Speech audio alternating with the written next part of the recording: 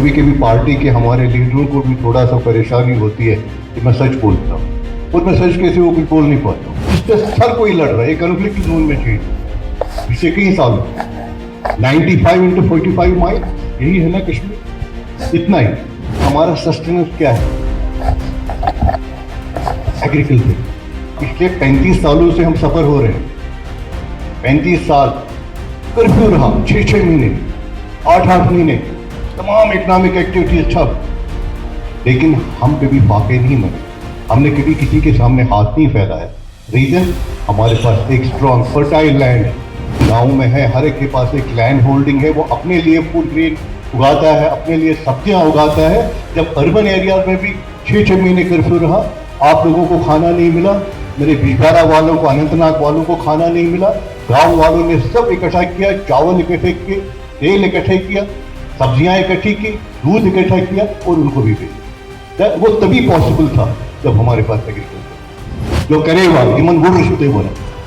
You know, ये सोने का बैंक है, इसकी जो मट्टी है इतनी फर्टाइल है, इतनी फर्टाइल कहने की बात नहीं।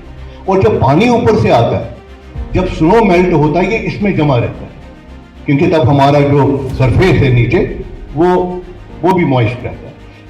ये दावक शुगर था, जब ड्रॉट होता है, जब गर्मी पड़ती है, जब नीचे ये ग्रीनरी खत्म होना शुरू होती है, वो नीचे परकुलेट होती है और सरफेस में फैल जाता। आपकी ग्रीनरी जो कश्मीर में इसकी वजह से जिंदा है।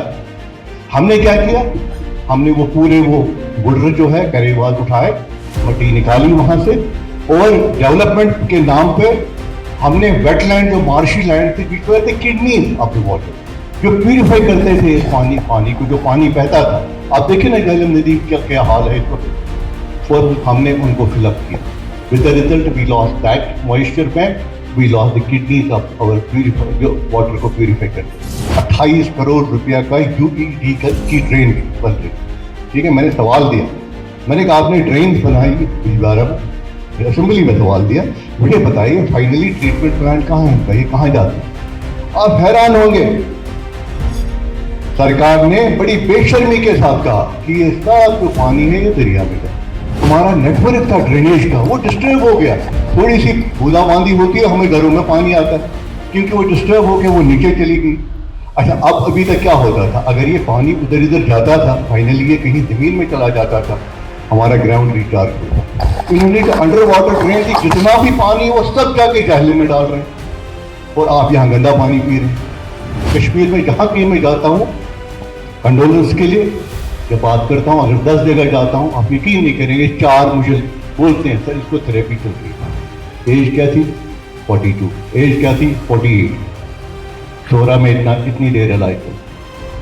कितनी चीज़ों का हमें चैलेंजेस का फेस करना पड़ता है। सबसे बड़ा डिजास्टर हमको यहाँ पे फेस करना पड़ रहा है, पड़ेगा, दैट इज हमारी सस्टेनेंस का डिजास्टर, जिस पे हम जिंदा है। जब तक कि हम जॉइंटली इन चीज़ों पे सरकार को अकाउंटेबल ना बनाएं, जब तक कि हम अपने लोगों को एजुकेट ना करें, जब तक कि अपने जो हमारे एग्जीक्यूटिव से, ऑफिसर से, उनमें कंपैशन ना आ जाए, हम कश्मीर को कभी नहीं बचा सकते हैं। हाफ फ्लड आएगा, अल्लाह ना करे 2014 का हाफ फ्लड आएगा। इतना हम बातें कर रहे हैं, श्रीनगर उससे ज़्यादा डूब जाएगा, उससे ज़्यादा क्राइसिस होंगी। आज का जो ये प्रोग्राम है, this is related to Srinagar. इसमें तो मैं सिर्फ इतना कहूँगा, जहलिम दरिया की वजह से उस वक्त हमें ये मार पड़ी। कैरिंग कैपेसिटी जो हमें बताई गई थी, जो मुझे थोड़ा सा याद है, 31,000 क्यूसिक्स की थी, लेकिन जब बाद में इस पे काफ़ी सारे लोगों ने काम किया, तो उन्होंने कहा कि 26,006 की क्यूसिक्स की रह गई। एक कॉम्प्रहेंसिव प्लान बताया गया। उस वक्त जितना अमाउंट ऑफ फ्लड यहाँ पे आया था, it was more than 1,25,000 cusec, जिसकी वजह से हम सब यहाँ पे डूब गए। सबसे पहले तो हम डूब गए। I was caught in the राग बंगलो ऑफ खनाबर, और वो दृश्य मुझे याद, मैं सोया था, जो मेरा ऑफिशियल रेजिडेंस है वहाँ पे रेनोवेशन चल रहा था, So I had taken, what you call, my residence was shifted to your dog bungalow that time. मैं सोया था दिन के 3 बजे जब पानी अंदर आया। 15 सेकंड के अंदर अंदर पानी जो था वो मेरे बेड के ऊपर चढ़ गया। बड़ी मुश्किल से मैं जान बचा के फर्स्ट फ्लोर पे भाग गया। और जैसे कांगो साहब कह रहे थे कि जैसे नदियां बह रही थी डाक बंगले के बीच में, वो जहलम से काफ़ी दूर था, तो उसके 2 दिन बाद शायद श्रीनगर पूरा डूब गया। तब से लेके आज तक बड़ी सारी बातें हुई, काफ़ी सारा पैसा खर्च हुआ। क्या हमने वो अचीव किया जिसके लिए हमने पैसे की खर्च किए? कि जहलम में जितनी हमने ड्रजिंग करनी थी, जिस तरीके से साइंटिफिक बेसिस से इसकी कैरिंग कैपेसिटी बढ़ा दी थी, क्या हमने बढ़ाई? ये इस ऑगस्ट गैदरिंग के लिए मैं कुछ विचार के लिए, सोच के लिए कुछ सवाल छोड़ना चाहता हूँ। बेशक हम बात करें, बहुत सारी बातें हुई यहाँ पे, एनलाइटनमेंट हुआ, काफ़ी अच्छी इंफॉर्मेशन यहाँ पे शेयर हुई, लेकिन देखा जाए बुरा ना माने, मैं भी इनकी तरह ना कभी झूठ नहीं कह सका, कभी मैं मसलहत के अल्फाज यूज नहीं कर पाता हूँ। कभी कभी पार्टी के हमारे लीडरों को भी थोड़ा सा परेशानी होती है कि मैं सच बोलता हूँ, और मैं सच कैसे वो कुछ बोल नहीं पाता हूँ। I want to be very honest to myself, to my conscious, to my people, to the place we are living.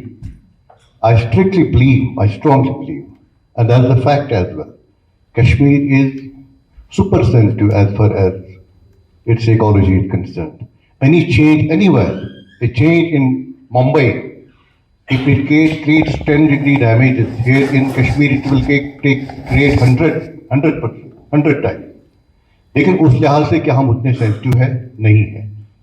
कल रात क्या वाक़ा है सर, सबसे बड़ा डिजास्टर जो हो रहा है ना यहाँ पे, हम यहाँ बातें करते हैं, आई एम सॉरी, मुझे माफ करें अगर किसी को बुरा भी लगे, लेकिन मेरा इंटेंशन किसी का दिल दुखाना नहीं है। हम बात करते हैं उन चीज़ों पे जो हमें टेक्स्ट में मिलता है, जो हमें रेडीमेड इंफॉर्मेशन अवेलेबल होती है, जो पेपर्स बाकी जगहों से आते हैं। क्या हमने कभी बात की अपनी? कश्मीर जैसे सर कह रहे थे यहाँ पे कितना बड़ा है, जिस पे हर कोई लड़ रहा है, कॉन्फ्लिक्ट जोन में चेंज हो गया पिछले कई सालों। 95 into 45 माइल, यही है ना कश्मीर, इतना ही। और आप मुझे बताएं हमारा सस्टेनेंस क्या है? एग्रीकल्चर। यहां पिछले 35 सालों से हम सफर हो रहे हैं। 35 साल कर्फ्यू रहा, 6-6 महीने, 8-8 महीने, तमाम इकोनॉमिक एक्टिविटीज ठप, लेकिन हम कभी फाके नहीं मरे, हमने कभी किसी के सामने हाथ नहीं फैलाया। रीजन, हमारे पास एक स्ट्रॉन्ग फर्टाइल लैंड है। जो भी यहाँ पर रिफॉर्म्स हुए, किसने किए, कैसे किए, I am not going to that debate, लेकिन गांव में है, हर एक के पास एक लैंड होल्डिंग है, वो अपने लिए फूड ग्रेन उगाता है, अपने लिए सब्जियां उगाता है। जब अर्बन एरियाज में भी 6-6 महीने कर्फ्यू रहा, आप लोगों को खाना नहीं मिला, मेरे बिजबारा वालों को, अनंतनाग वालों को खाना नहीं मिला, गांव वालों ने सब इकट्ठा किया, चावल इकट्ठे किए, तेल इकट्ठे किया, सब्जियां इकट्ठी की, दूध इकट्ठा किया और उनको भी भेजा। वो तभी पॉसिबल था जब हमारे पास एग्रीकल्चर था। आज मैं आपको कह रहा हूं, जो हमारा सेंसस कहता है, agriculture, latest agriculture census, they say that we have reached 35% food grain deficiency. ठीक है, climate change is hovering all over the world. Punjab में आप देखिए आजकल जो लेटेस्ट रिसर्च आ रहा है, वहां का जो फूड ग्रेन है वो कितना कंटेमिनेटेड है बिकॉज ऑफ ग्राउंड वाटर, उसमें कंटेमिनेशन आ गया, जो कैंसर का रेट बढ़ रहा है। हमारा जो मेडिकल का कह रहे हैं कि 2035 के बाद it will be epidemic of cancer, among every 10 4 people will be suffering from cancer. मुझे तो आज ही लग रहा है कश्मीर में जहां कहीं मैं जाता हूं कंडोलेंस के लिए, जब बात करता हूं, अगर 10 जगह जाता हूं, आप यकीन नहीं करेंगे, 4 मुझे बोलते हैं सर इसको थेरेपी चल रही है। एज क्या थी? 42। एज क्या थी? 48। शोरा में इतनी देर अलाइव कर। कितनी चीजों का हमें चैलेंजेस का फेस करना पड़ता है। लेकिन मैं फिर उसी बात पे आऊंगा, तो सबसे बड़ा डिजास्टर हमको यहाँ पे फेस करना पड़ रहा है, पड़ेगा, दैट इज हमारी सस्टेनेंस का डिजास्टर, जिसपे हम जिंदा है। सर कह रहे थे बड़े बड़े प्रोजेक्ट्स बनाए जा रहे हैं। ये जो हमारा नेशनल हाईवे बना, जिसपे आयर स्ट्रिप बनी बिजबारा, अभी इस साल मैंने वहां पे बड़ी कोशिश की, मैंने वॉक लिए बड़े बड़े कैनाल्स को, चाहे वो हमारा डेडी कैनाल है, 3 लाख कैनाल जमीन जो है उसको सैराब करता है। इसी तरह नांदी कैनाल है, वो 1.5 लाख कैनाल को सैराब करता है। नांदी का जो इलाका है उसको राइस बाउल ऑफ कश्मीर कहते थे। कैन यू बिलीव, पिछले 6 सालों से मक्की की काश कर रहे हैं। जब मैंने वहां वॉक लिया सर, ये चीजें हमने सोचनी है।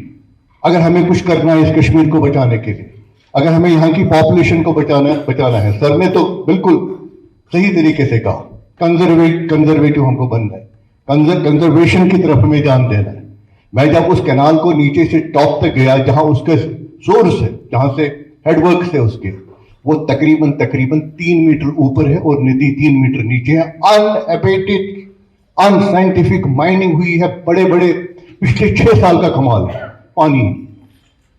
मैंने लोगों को वादा किया था, आपने मुझे चुना, मैं कोशिश करूंगा, मैं पानी लाके दूंगा, और मैं वहीं पे मैंने डेरा डाल दिया। कुछ हाइड्रोलॉजिकल एक्सपर्ट्स ने मुझे मदद की, वहां के डीसी साहब ने मदद की, हमने कुछ पैसा इकट्ठा किया। हमको 4 किलोमीटर इसी नदी के बीच में आर्टिफिशियल चैनल बनाने पड़ी।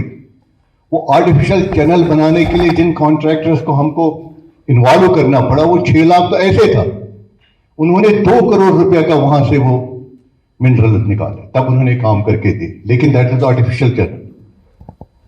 अभी जब पानी की लेवल कम हो गई, फिर हमें प्रॉब्लम हुई, वहां पे हमें पॉलीथीन लाना पड़ा, उसको वहां पे पॉलीथीन से हमने करना पड़ा। लेकिन फिर भी 8, 9, 10 दिन हमें वहां ड्रॉट का उस एरिया में करना पड़ा, फेस करना पड़ा। उसके साथ साथ जो आपकी नेशनल हाईवे वहां से आई, उसका जितना भी नेटवर्क था वो सब खत्म हो चुका है।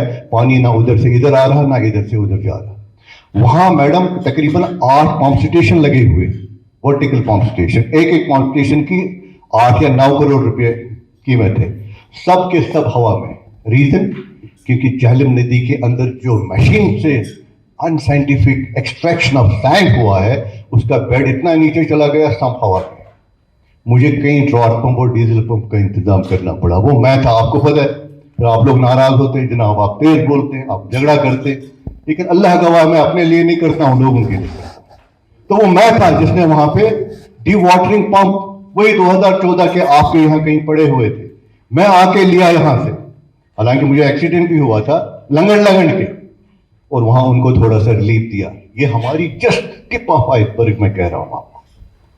अगर हम इन चीजों की तरफ, आपने करेवाल, आप पता करेवाल जी, आप जानते हैं मेरे से ज्यादा, यहाँ एनवायरमेंटलिस्ट बैठे हुए, सब साइंटिस्ट बैठे हुए, जो करेवाल जिमन वो रिश्ते हो रहे, यू नो, ये सोने का बैंक है।